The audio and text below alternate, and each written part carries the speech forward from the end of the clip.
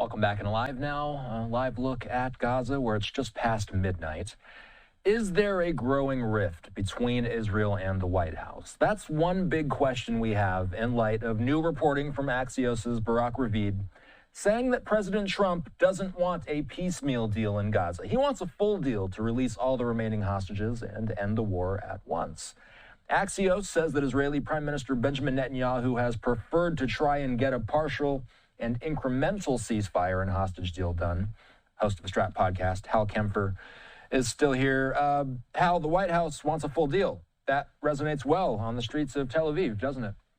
Oh, it resonates very well. Interestingly, Steve Witkoff went over there and sat down with hostage families and talked to them at length. And the report is that, from Axios was that some of the families said, the Netanyahu and the Israeli government has never done something like that. Really listen to what they have to say. And of course, what the White House is saying, what Steve Witkoff is saying, the presidential envoy is saying, look, we don't want a piecemeal deal. We don't want a 60-day ceasefire and get 10 hostages out. We want them all out at once. We want a permanent ceasefire. We want this thing done.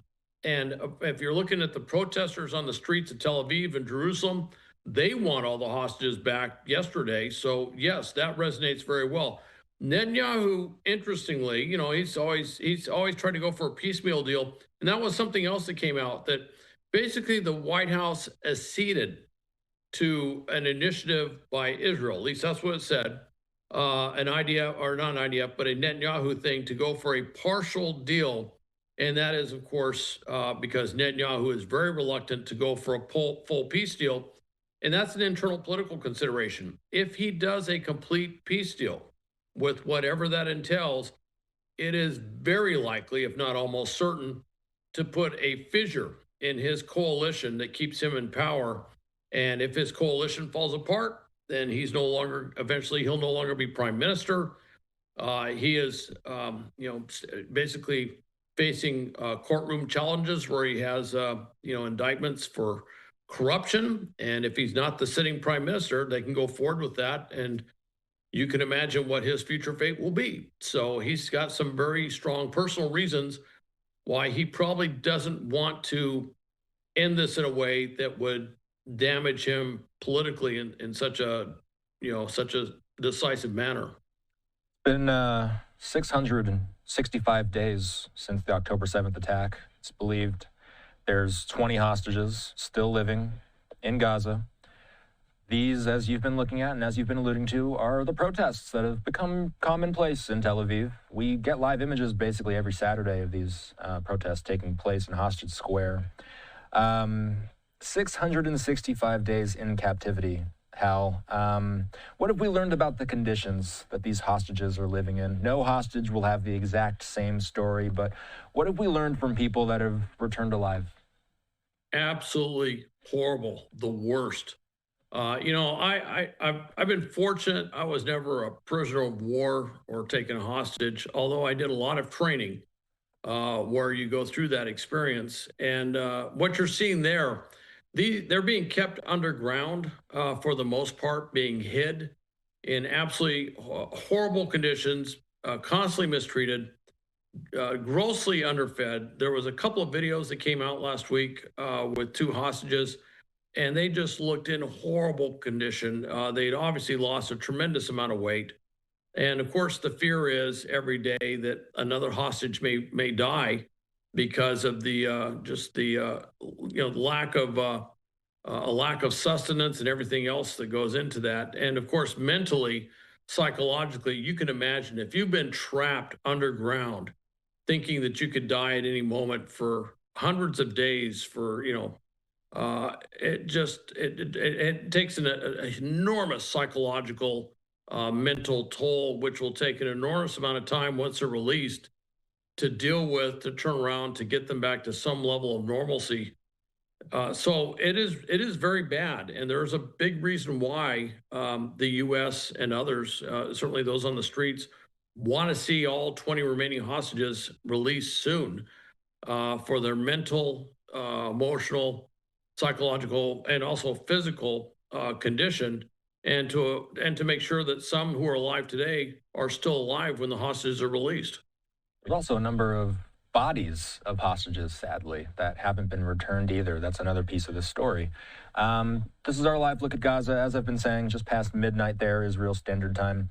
Hal, is it possible that in the near future, Netanyahu is going to have to change how he handles this war in a big way? Is the domestic and international pressure mounting in a way that we haven't seen? The pressure is mounting, and really what to watch for is which way the White House is going. I don't see the White House suddenly shifting radically and suddenly agreeing with Prime Ministers Carney, Starmer, or with President Macron over in France and say, I'm going to recognize the two-state solution or something like that. I wouldn't see something quite that radical. But what you are seeing is a distinct difference between what the White House wants to accomplish in Gaza and what Netanyahu has agreed to. Netanyahu came out today and said he's going to make a decision on future military action in Gaza next week. He's basically just playing for time right now. But I think he's sensing that this is a schism that's growing between his position and the White House.